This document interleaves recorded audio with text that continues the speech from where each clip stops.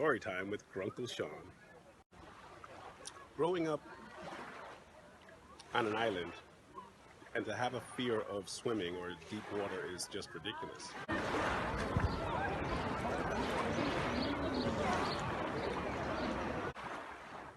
It was then and there that I learned that my dad had never learned to swim out of a fear of dying or drowning. My mom had never learned how to drive a car.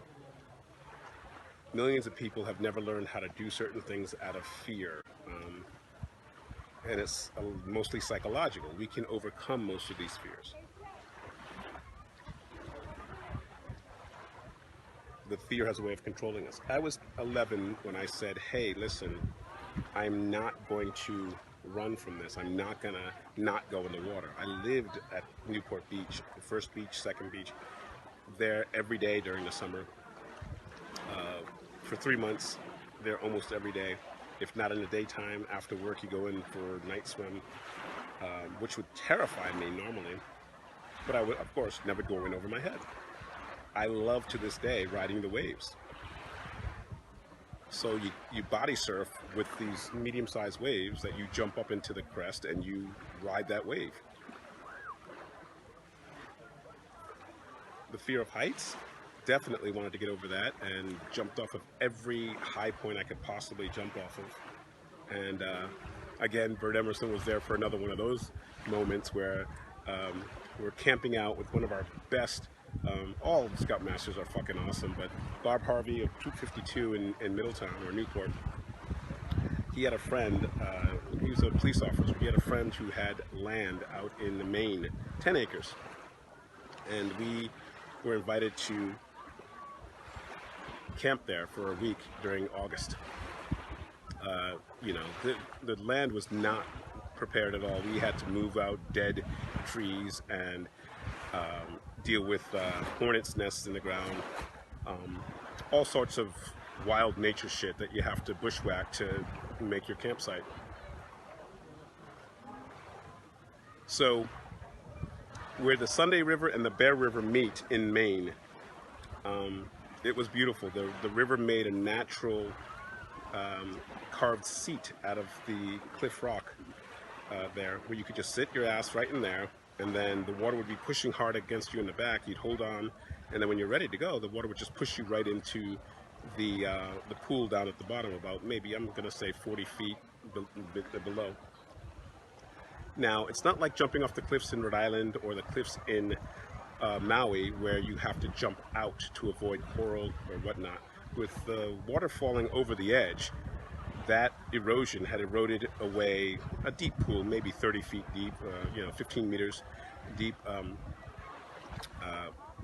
10 or 15 meters deep. So you don't have to worry about jumping out. The water's going to take you naturally in, and it actually pushes you down some. Also, no salt in the water. You're not floating as easily as you do in the ocean. So, long story short, Bert goes in and everyone else in the troop go in. There was about 15, 20 of us on that trip. And they all going in 14, 15 times. Bert is down at the bottom in the pools and he says he's going to stay there, wait for me to go, because I'm scared shitless. I didn't go for the longest time. I keep saying, you go, next, I'll go next. There was a little rope on the side of the cliff there with knots in it, so you could get a foothold and a handhold and climb back up. So everything was set. Oh, and by the way, there's the locals there in Maine. They were on a tree branch, like way up, another 20, 30 feet above us, and recessed. So they had to jump way out and down to get into the pools. And we were watching these crazy motherfuckers go, and we're like, yeah, if you're really courageous, you guys, you can do that epic shit. I ain't. And none of the scouts were allowed to. Bob wouldn't let them go up there and do that. I don't think anyone really wanted to. Their stomachs came so close, within inches away from hitting the edge of that cliff that they had to jump out in front of. Anyway, so I jump in, and Bert's out there, and I get pushed down with the water, and I do my little doggy paddle. I come to the surface. It comes up relatively normally. We float, right? And then I go to the edge, swim for 30 seconds, go to the edge, and of course the rope is not there.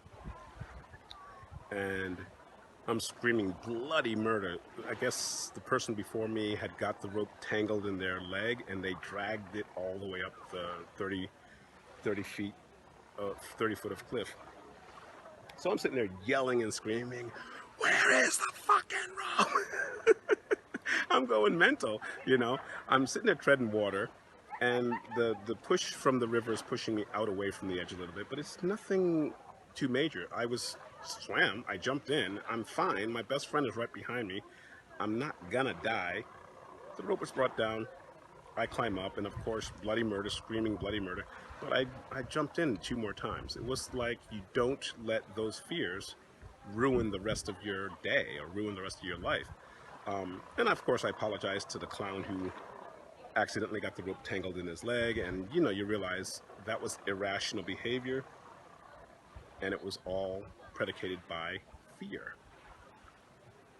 Do epic shit.